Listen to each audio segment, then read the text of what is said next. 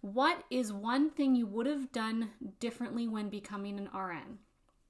Boy, I'm going to answer this question completely truthful, and I'm a little embarrassed by the way I became a nurse, but maybe it'll encourage you. Taking one step back is also taking a couple steps forward, even though it's really painful. So I graduated from high school and I went straight to a 4-year university. And because I was in nursing along with ROTC, that made it a 5-year degree. That made it a 5-year program.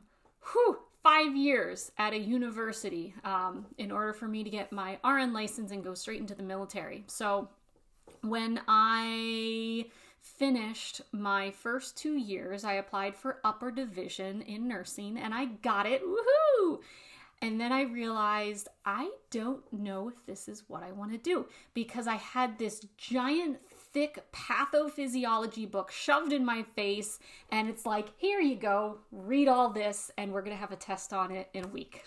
And I'm like, oh, I don't know if I can do this. I never did anything in healthcare or volunteering. I don't know if I can do this. So I decided, you know what? I'm going to drop out. I was one of those students that actually went back to my parents' house and thought about things a little bit, but I wasn't stagnant. I actually very quickly got involved with the local fire department, a volunteer fire department, and they let me earn my EMT basic and eventually got my EMT critical care and went to nursing school and got my associate degree. And I'm actually quite happy with how I became a nurse by taking those baby steps, because I realized how much I love emergency medicine. And I had all that really good baseline practice. I mean, when you're an EMT, they just pound assessment into you. And I don't feel like I got that through nursing school, at least not in my associate degree program, where they didn't just like assessment. I mean, they were, but it didn't, it felt like they really forced more theory on you than assessment. And because of that emergency background, like, I was very strong and I was very confident in my assessment abilities. So I got my associate degree from a 2-year college.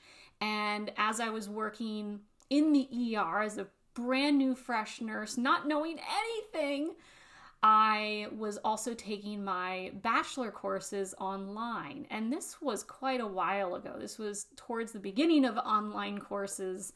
So it worked out well, because I earned my bachelor's while I was working and earned that BSN, which allowed me to then reapply for the military and get into the Air Force, which was really my end goal. I wanted to be a nurse in the Air Force, and I did.